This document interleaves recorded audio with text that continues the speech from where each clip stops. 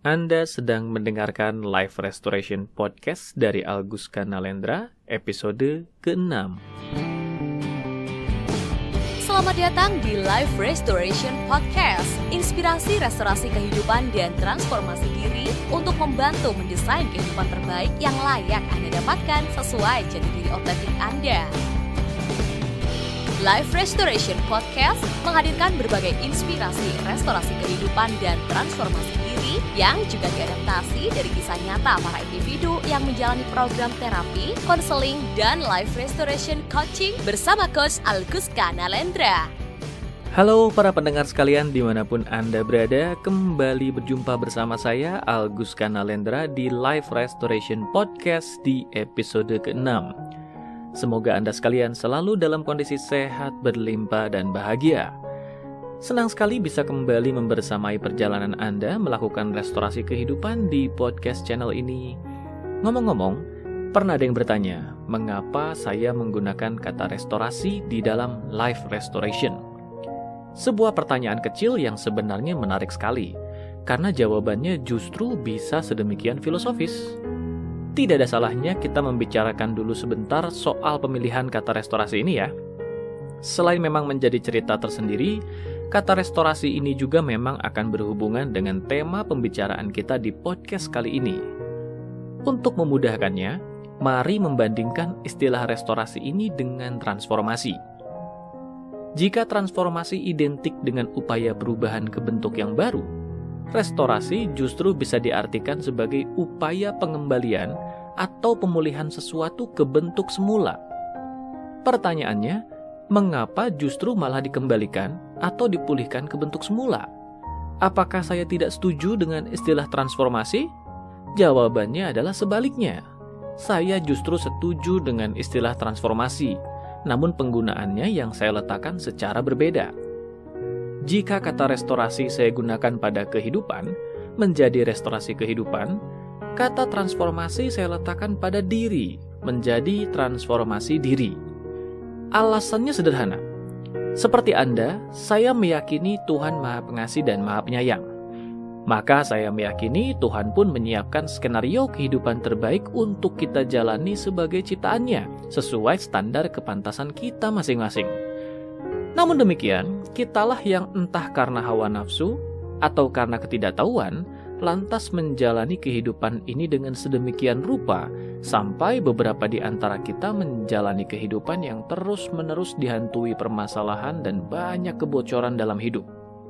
Itulah mengapa kata restorasi saya gunakan sebagai perlambang untuk kembali kepada kehidupan terbaik yang Tuhan anugerahkan pada kita, agar kita bisa menjalani kehidupan sebagai ciptaan terbaiknya.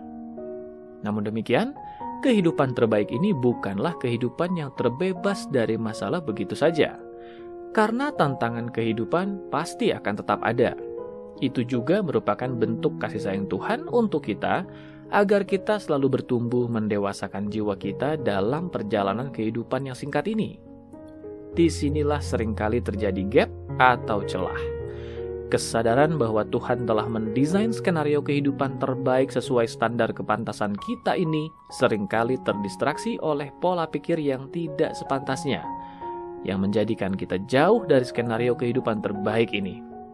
Belum lagi adanya pola pikir yang berisikan kemalasan, yang menyangka bahwa kehidupan terbaik itu adalah kehidupan yang bebas dari masalah atau tantangan.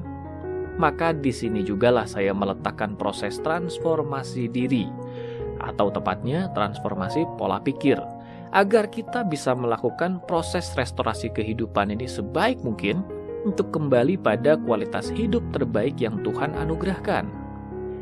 Transformasi diri dalam bentuk apa saja? Saya biasa merangkumnya dalam 3 jenis transformasi pola pikir. Pertama, transformasi pola pikir yang menyadari bahwa Tuhan Maha Pengasih dan Maha Penyayang, yang dengan kasih sayangnya pastilah menyiapkan kehidupan terbaik untuk kita jalani. Meskipun terdengar sederhana dan cukup biasa, saya mendapati hal yang satu ini seringkali terkontaminasi oleh luka dalam diri. Saking banyaknya permasalahan yang seseorang alami dalam hidupnya, akhirnya muncullah anggapan buruk tentang Tuhan, atau bahkan sampai membenci Tuhan yang dianggap tidak adil dan jahat. Jangan sampai terjerumus ke pola berpikir seperti itu. Yakinilah selalu bahwa Tuhan Maha Pengasih dan Maha Penyayang dan telah menyiapkan kehidupan terbaik untuk kita jalani. Jadi mengapa kualitas hidup beberapa orang tidak karuan? Jawabannya ada di transformasi diri kedua, yaitu transformasi pola pikir yang hendaknya menyadari bahwa segala bentuk permasalahan dalam hidup yang kita alami bermula dari keterbatasan dan ketidaktahuan kita sendiri yang entah kemudian terjebak hawa nafsu atau tidak tahu cara terbaik dalam merespon kehidupan yang akhirnya terjerumus ke dalam kualitas hidup yang tidak karuan. Ya, saya tahu hal ini tidak terlalu nyaman untuk didengar, bahkan seperti menyalahkan diri sendiri. Bukan begitu? Saya tidak sedang mengajak Anda menyalahkan diri sendiri, namun justru bertanggung jawab terhadap diri sendiri, yaitu dengan menyadari perbedaan antara takdir dan nasib. Takdir adalah segala sesuatu yang tidak bisa kita ubah, tidak bisa kita pilih, dan di luar kuasa kita. Kita tidak bisa memilih dilahirkan di mana, dari keluarga yang seperti apa, dan akan dibesarkan dengan cara yang seperti apa. Itu semua menjadi takdir yang ditetapkan Tuhan untuk kita jalani. Namun seiring kita bertumbuh dewasa, muncullah satu anugerah dan titipan terbesar dari Tuhan, yaitu kehendak bebas atau kesadaran untuk berpikir. Disinilah kita mulai bisa menimbang dan memutuskan dengan cara apa kita akan menjalani kehidupan. Di momen ketika kehendak bebas ini lahir jugalah seseorang mulai diberikan kebebasan untuk menata nasibnya atau menjalani hidupnya. Mereka yang menjalani masa lalu yang buruk dan penuh kepahitan misalnya, tentu memiliki ketidakpuasan dalam hidupnya, tentu memiliki berbagai keluhan yang membuatnya tidak suka menjalani kehidupan yang seperti itu. Namun disinilah ia diberikan kesempatan untuk memilih. Apakah ia ingin pasrah dan terus meneruskan kehidupannya seperti yang sudah dijalaninya, ataukah ia ingin bangkit dan mengubah hidupnya? Disinilah beberapa orang membuat keputusan besar. Mereka memutuskan untuk bangkit dan berjuang mengubah hidupnya. Alhasil, mereka bisa mengubah nasibnya secara signifikan dan kelak menjalani skenario kehidupan terbaik yang Tuhan siapkan untuk mereka. Namun ada juga beberapa orang yang tidak demikian. Meski mereka memiliki banyak ketidakpuasan atas hidup yang dijalaninya, mereka tidak menentukan sikap apapun. Mereka fokus pada ketidakberdayaan, keterbatasan, dan kekurangan yang dialaminya, dan pasrah pada keadaan. Mari amati berbagai kejadian di sekitar kita. Adakah orang-orang yang mengalami kepahitan hidup, yang lantas bangkit dan berjuang mengubah nasibnya sampai mereka berhasil? Tentu ada. Namun ada jugakah orang-orang yang mengalami kepahitan hidup lalu menyerah pada ketidakberdayaan? Ada juga. Disinilah manusia diberikan kehendak bebas untuk memilih dengan cara apa ia ingin menata nasibnya. Bagaimana dengan berbagai keterbatasan dan ketidaktahuan yang menghambat tadi? Disinilah sebagai manusia kita dituntut untuk belajar, untuk meninggikan derajat kita dengan menjadi pribadi berilmu. Karena dengan ilmu dan pengetahuanlah kita memiliki bekal untuk bisa merespon kehidupan dan menata nasib dengan cara terbaik. Anda mendengarkan podcast ini sekarang dan bahkan terus sampai sejauh ini dan sampai selesai, Anda mendapatkan pengetahuan baru dari podcast ini. Tidakkah Anda pikir bahwa itu semua adalah bagian dari pilihan dan kehendak bebas Anda untuk memperbaiki diri? Ya.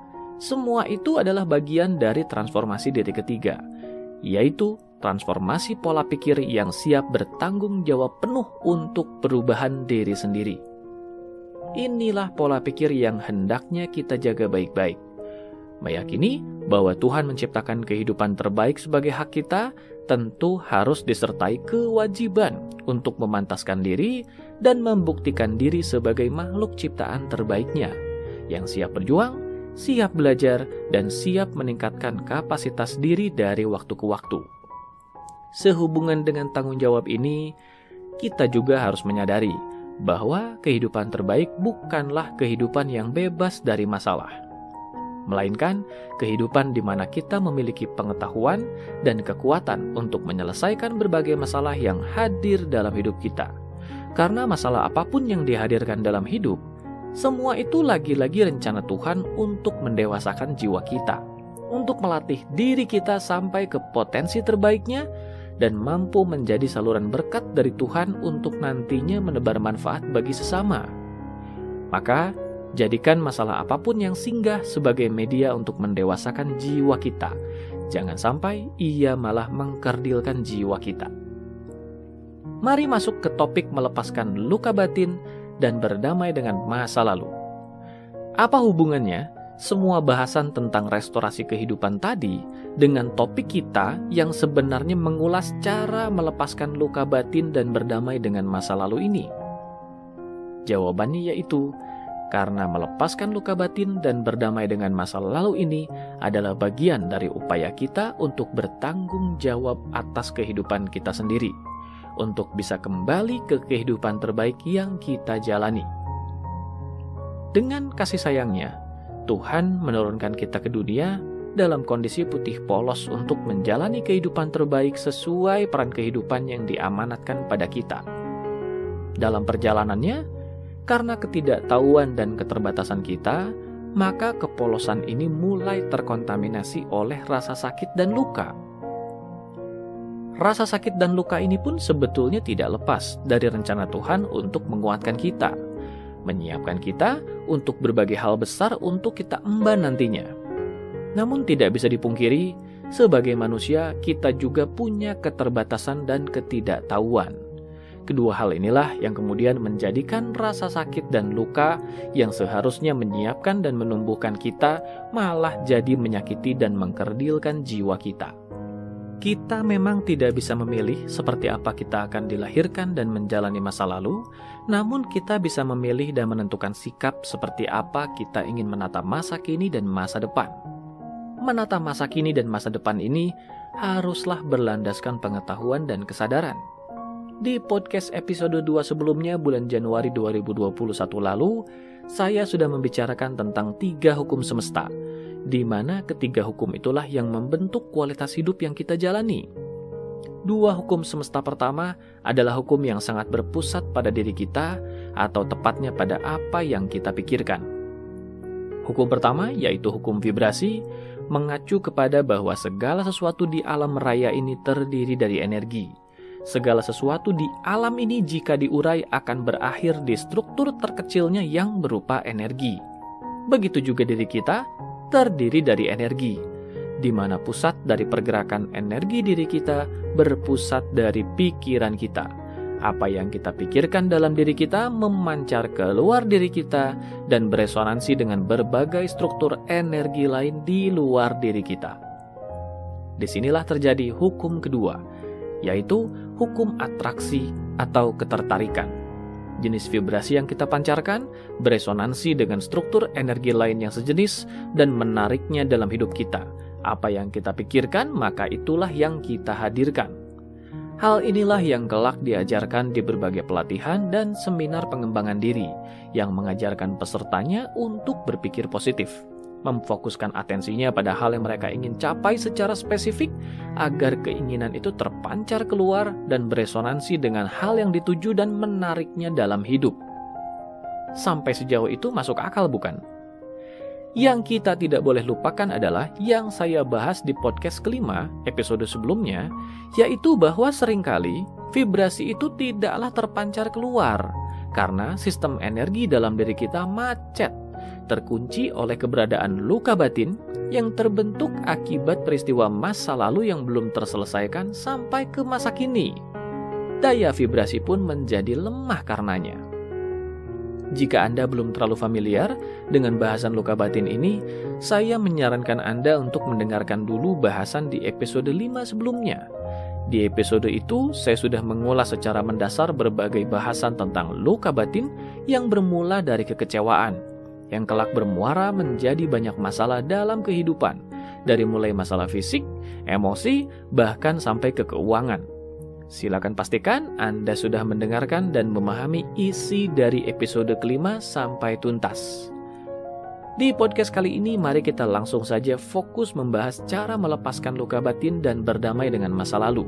Sekali lagi, karena hal ini adalah bentuk tanggung jawab kita dalam menata ulang kualitas hidup kita sebaik mungkin untuk menjalani skenario kehidupan terbaik yang Tuhan siapkan untuk kita jalani sebagai bentuk nyata dari proses transformasi diri dan restorasi kehidupan. Di episode kelima sebelumnya, saya sudah membahas 3 tahap melepaskan luka batin dan berdamai dengan masa lalu ini, yaitu menyadari, menerima, dan melepaskan. Di mana kunci keberhasilan dari semua tahapan ini bermula dari 2 hal, yaitu kejujuran dan cinta kasih. Mari mulai dari menyadari terlebih dahulu. Seperti penyakit fisik, sulit untuk kita menyembuhkan apa-apa yang kita tidak sadari keberadaannya. Begitu juga dengan luka batin, sulit untuk menyembuhkannya jika kita tidak tahu keberadaannya. Karena luka batin terbentuk akibat peristiwa tertentu di masa lalu, pada dasarnya ada 2 jenis luka batin, yaitu luka batin yang disadari dan luka batin yang tidak disadari. Luka batin yang disadari adalah segala sesuatu yang kita bisa ingat peristiwanya. Kita secara sadar masih mengingatnya, dan ketika mengingat detail kejadiannya, rasa sakit itu muncul lagi. Entah berupa rasa marah, sedih, kecewa, sakit hati, dan banyak lagi jenisnya. Sementara itu, luka batin yang tidak disadari adalah luka batin yang kita sudah tidak ingat dan kita tidak sadari peristiwanya di masa lalu. Luka batin ini muncul dalam bentuk sensasi ketidaknyamanan di masa kini yang sulit kita pahami dan seringkali tidak rasional, seperti konflik internal. Misalnya saja, mereka yang mudah marah ketika mendengar suara keras, atau mudah sedih ketika melihat peristiwa kecil yang tidak seharusnya membuat sedih, atau bisa juga dalam bentuk merasa kecil, tidak layak, tidak berharga, tidak percaya diri dalam menampilkan diri di depan orang lain. Seringkali berbagai emosi dan perasaan ketidaknyamanan ini tidak disadari alasannya. Mereka yang mengalaminya terganggu oleh emosi ini, tapi mereka tidak tahu kenapa emosi ini muncul dirasakannya. Hal ini karena peristiwa penyebab luka batin itu sudah terjadi lama sekali dan sudah tidak diingat lagi oleh pikiran sadar. Namun, rekaman memorinya masih tersimpan di pikiran bawah sadar. Ketika dihadapkan dengan situasi yang mirip dengan peristiwa yang membentuk luka batin itu, maka pikiran bawah sadar memunculkan kembali perasaan tidak nyaman yang terbentuk dari peristiwa itu. Proses pembersihan luka batin adalah sebuah perjalanan. Dalam hidup kita ini, entah ada berapa banyak luka batin yang pernah kita alami. Semua itu memiliki porsinya masing-masing dalam mengunci sirkulasi energi dalam diri kita, menjadikan pancaran vibrasi kita di masa kini tidak optimal. Maka itu, tahap pertama kita lakukan dengan menyadari ada luka batin apa saja yang selama ini kita alami dalam hidup kita. Untuk melakukannya, Anda bisa menyiapkan sebuah buku khusus yang Anda jadikan semacam jurnal, di mana di dalamnya Anda bisa menuliskan berbagai luka batin yang Anda alami bernomor-nomor banyaknya. Nantinya, setiap kali satu luka batin tersembuhkan, Anda bisa mencoret tulisan yang menggambarkan luka batin tersebut. Semakin banyak Anda melakukannya, Anda akan terkejut mendapati bahwa semakin banyak luka batin yang sudah terselesaikan, maka semakin banyak energi mengalir dalam hidup Anda dan semakin banyak keajaiban terjadi karenanya. Bagaimana cara mengetahui satu luka batin sudah terselesaikan atau belum? Caranya yaitu dengan jujur pada diri sendiri. Hadirkan dan ingat kembali detail peristiwanya, lalu sadari seperti apa respon emosi dan sensasi yang muncul ketika mengingat peristiwa itu lagi.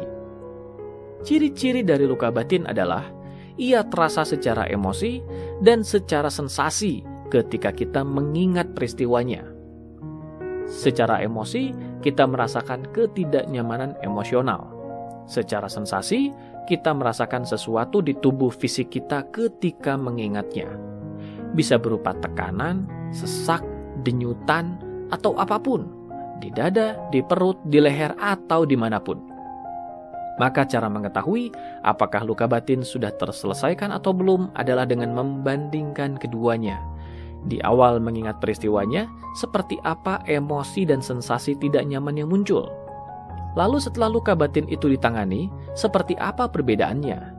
Jika tidak ada lagi emosi dan sensasi tidak nyaman yang muncul, maka energi yang terkunci di luka batin itu sudah bersih dan luka batinnya sudah tersembuhkan. Dalam melakukan ini, sangat penting untuk kita jujur pada diri kita atas sensasi dan emosi yang kita rasakan. Ada ketidakjujuran sedikit saja yang merasa ego atau enggan mengaku yang sebenarnya, maka kita tidak akan bisa merasakan yang sebenarnya. Kembali ke cara menyadari keberadaan luka batin dalam diri, di buku tulis yang sudah Anda siapkan, silakan tuliskan jenis luka batin yang Anda alami. Format kalimat dari penulisan Anda adalah, saya merasa, pada, ketika, karena. Misalnya, saya merasa sedih, kecewa, dan marah pada mantan mitra bisnis saya ketika ia menipu saya dan membawa lari uang perusahaan. Karena saya yang harus menanggung kerugian dan kehilangan nama baik saya. Anda boleh menuliskan lebih dari satu perasaan yang ditujukan pada lebih dari satu orang dan menuliskan sebanyak mungkin alasan luka batin itu Anda rasakan. Namun setiap kalimat hendaknya ditujukan fokus pada satu peristiwa saja dulu. Di satu peristiwa saja bisa ada begitu banyak perasaan yang bisa kita rasakan, yang kita rasa terjadi akibat lebih dari satu orang, bukan? Itu maksudnya. Perlu diingat sebelum Anda menuliskan semua itu, Anda perlu menyiapkan diri dulu sebaik mungkin. Membulatkan tekad sebaik mungkin bahwa Anda siap melepaskan luka batin dalam diri Anda. Jangan melakukan hal ini kalau Anda masih setengah-setengah, belum siap untuk melepaskan luka batin itu, atau Anda merasa diri Anda terlalu lemah untuk melepaskan luka batin ini. Tanggung jawab mensyaratkan kekuatan. Kalau Anda merasa niat Anda masih terlalu lemah dan tekad Anda belum terlalu kuat untuk melepaskan luka batin itu, maka jangan lakukan hal ini, oke? Itu peringatan saya. Satu hal lagi, jangan melakukan hal ini kalau Anda memiliki gangguan fisik yang bisa terpicu oleh emosi, misalnya gangguan jantung, tekanan darah, dan lain sebagainya. Jika Anda merasa memiliki berbagai kondisi ini, jangan melakukan proses ini. Nanti di episode lainnya, saya akan berikan cara melakukannya bagi Anda yang terbatasi oleh kondisi fisik ini. Apa saja yang harus Anda tuliskan dalam buku itu? Tuliskan saja semua luka batin yang Anda sadari keberadaannya dari zaman Anda kecil sampai usia saat ini. Semua yang bisa Anda sadari. Berikan nomor-nomor pada setiap yang Anda tuliskan agar Anda tahu berapa banyak yang Anda masukkan ke dalamnya. Mulai saja dari yang Anda bisa sadari.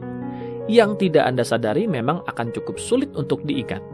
Butuh waktu agar pikiran bawah sadar memunculkan informasi itu untuk diingatkan pada Anda.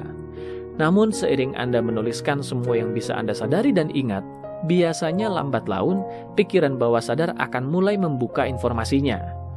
Biasanya lambat laun Anda akan mulai lebih banyak mengingat peristiwa-peristiwa lain yang menyakiti Anda di masa lalu yang sebelumnya tidak disadari. Sudah paham caranya? Jadi, tahap pertama ini hanya fokus pada satu hal, membuat kita sadar apa saja luka batin yang ada dalam diri kita.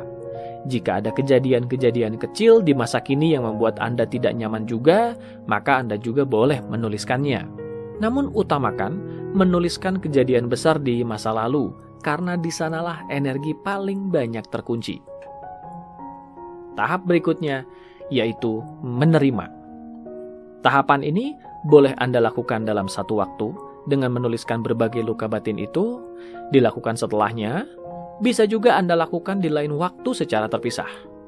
Hal ini karena untuk melakukan hal ini, Anda akan memerlukan waktu khusus di mana Anda bisa melakukannya dengan tenang, fokus, tidak terganggu oleh hal apapun. Ingat, tahapan ini juga hanya boleh Anda lakukan jika Anda benar-benar sudah siap untuk melepaskan luka batin yang Anda miliki. Jika Anda belum siap dan belum cukup bulat tekadnya, maka jangan lakukan. Begitu juga jangan melakukan tahap ini kalau Anda memiliki permasalahan fisik yang bisa terpicu oleh emosi. Mari kita mulai mempelajari caranya. Untuk melakukan hal ini, Anda memerlukan berhelai-helai kertas putih polos dan alat tulis seperti pena. Yang perlu Anda lakukan adalah pilih satu luka batin yang Anda ingin lepaskan. Ingat, fokus pada melepaskan satu luka saja dalam setiap satu kali prosesnya. Untuk memulainya, posisikan dulu diri rileks. Lalu, hadirkan dulu ingatan atas peristiwanya sejelas mungkin dalam benak Anda. Sejelas mungkin seolah Anda sedang mengalaminya kembali, sampai muncul rasa tidak nyaman yang terhubung dengan peristiwa ini. Ketika emosi dan sensasi tidak nyaman itu muncul, terima apapun yang Anda rasakan. Hayati seperti apa sensasi dan emosi ketidaknyamanan yang muncul seiring dengan peristiwa itu Anda hayati dalam pikiran. Jika muncul dorongan ingin menangis atau terisak, tidak apa-apa, terima saja. Jangan dilawan atau dibantah. Itulah kenapa Anda perlu meluangkan waktu dan tempat khusus untuk ini agar tidak terganggu dan fokus. Satu hal yang penting adalah ketika emosi dan sensasi itu muncul, sampai Anda merasa terisak, menangis, dan lain sebagainya, selalu tetap pegang kendali atas diri Anda. Jangan biarkan rasa sakit itu mengalahkan Anda. Justru jadikan rasa sakit itu menguatkan Anda. Buktikan bahwa Anda memang sudah siap sepenuhnya melepaskan luka batin itu dan bertanggung jawab secara penuh di masa kini untuk menata hidup sebaik mungkin. Jika emosi dan sensasi itu muncul sedemikian kuatnya, fokus pada irama pernafasan. Tarik dan hembuskan nafas panjang dan dalam sambil tetap menghayati prosesnya. Hayati emosi dan sensasi itu beberapa saat, lalu biarkan reda. Setelah itu, siapkan diri. Mulailah menulis di kertas yang sudah Anda siapkan. Tuliskan segala perasaan yang Anda rasakan sehubungan dengan peristiwa yang membuat Anda terluka sejujur mungkin.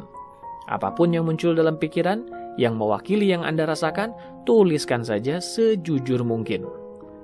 Hal ini harus dilakukan dengan tulisan tangan. Hayati proses menulisnya. Pastikan Anda menulis semua yang Anda rasakan sejujur mungkin. Kendalikan luapan perasaan yang bergejolak muncul. Pastikan Anda kuat dan bertekad melepaskan semua luka itu sekarang juga. 3 hal penting yang Anda perlu tuliskan adalah apa yang Anda rasakan atas peristiwa itu. Apa yang Anda rasakan pada mereka yang terlibat di peristiwa itu. Dan apa yang Anda rasakan atas diri Anda sendiri di peristiwa itu. Entah Anda merasa marah, merasa sedih, merasa konyol, merasa bodoh, menyesal, dan lain sebagainya, tuliskan saja itu semua seekspresif mungkin. Terus tuliskan sampai Anda rasa tidak ada lagi yang muncul di pikiran Anda tentang peristiwa itu. Jika sudah, maka waktunya masuk ke tahap ketiga, yaitu melepaskan. Untuk melakukan tahap ini, Anda harus memastikan tahap kedua sudah dilalui sampai proses yang baru saja saya jelaskan tadi sebelumnya. Untuk melepaskan luka yang terbentuk dari peristiwa itu, Anda perlu merilekskan diri sebentar. Anda boleh minum dulu segelas air jika dirasa perlu. Jika sudah siap, maka waktunya Anda merenungkan. Ada pembelajaran apa yang bisa Anda ambil dari peristiwa itu?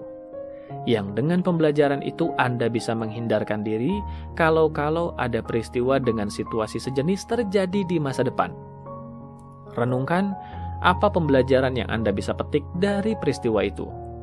Lalu, di kertas baru yang Anda siapkan, tuliskan saja, "Saya memutuskan dan mengizinkan diri saya melepaskan dan membebaskan diri saya dari semua perasaan negatif yang selama ini membelenggu diri saya. Saya telah belajar dari semua peristiwa itu untuk tidak mengulangi kesalahan yang sama." Yaitu, nah di sini tuliskan kalimat pembelajaran Anda. Misalnya, saya belajar untuk lebih waspada dalam bekerja sama dengan orang lain. Setelah itu, duduk rileks dan hening. Nyatakan pada diri sendiri, diriku maafkan aku yang selama ini memendam semua luka ini. Diriku, terima kasih atas segala kekuatanmu yang kau bagi padaku. Diriku, terima kasih. Dengan ini, aku membebaskanmu dari segala luka yang pernah dialami. Aku menyayangimu. Nyatakan kalimat itu berulang-ulang sambil mengatur nafas. Menarik nafas panjang dan dalam, lalu mengulangi kalimat itu berulang sampai Anda merasa diri lebih lega dari sebelumnya. Jika sudah, tenangkan diri sejenak, lalu ingat lagi peristiwa penyebab luka batinnya. Seperti apa yang Anda rasakan kali ini ketika mengingatnya. Jika sudah netral dan biasa, maka selamat, luka Anda sudah sembuh pada peristiwa itu. Anda bisa melakukan hal yang sama di waktu yang berbeda untuk nanti membereskan luka lainnya.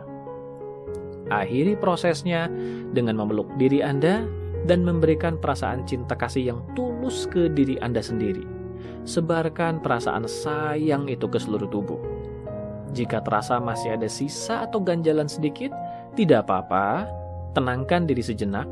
Jika Anda masih memiliki waktu, kembali lakukan proses nomor 2 tadi, yaitu menerima. Tuliskan apa sisa perasaan yang diwakili oleh ganjalan ini dan meneruskan sampai selesai seperti penjelasan saya tadi. Luangkan waktu khusus untuk melakukan proses demi proses ini. Cukup 1 luka yang Anda sembuhkan dalam 1 harinya. Namun, lakukan secara rutin. Setiap kali 1 luka selesai, coret luka itu dari buku Anda. Setiap kali Anda teringat luka lain yang baru disadari, tuliskan lagi dalam buku itu.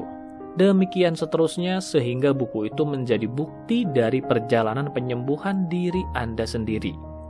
Setiap kali melakukan prosesnya, pastikan Anda memiliki waktu yang cukup dan setiap kali mengakhiri prosesnya minumlah air putih yang cukup. Anda bisa juga membantu mengefektifkan prosesnya dengan rutin mendengarkan audio sugesti Ho'oponopono yang saya unggah di episode keempat. Nah, demikian kiranya sedikit panduan langkah melepaskan luka batin dan berdamai dengan masa lalu. Jika Anda merasa ada perkara tertentu yang sedemikian sulit untuk Anda lepaskan sendiri, maka saya menyarankan Anda untuk meminta bantuan profesional yang Anda percaya, yang Anda tahu kompeten untuk membantu Anda melakukannya. Paling tidak, Anda sudah tahu dengan lebih jelas apa luka yang Anda rasakan dan apa yang menyulitkan Anda untuk melepaskannya. Sehingga praktisi yang membantu Anda pun akan dengan lebih mudah membantu Anda. Sampai jumpa di episode berikutnya. Dapatkan lebih banyak inspirasi restorasi kehidupan dan transformasi diri dengan ikuti Instagram @alguska dan YouTube channel Alguska Nalendra. Kunjungi juga website www.alguska.com untuk temukan lebih banyak informasi menarik lainnya, termasuk untuk memesan layanan profesional bersama Coach Alguska Nalendra untuk membantu mendesain kehidupan terbaik yang layak Anda dapatkan sesuai jati diri otentik Anda.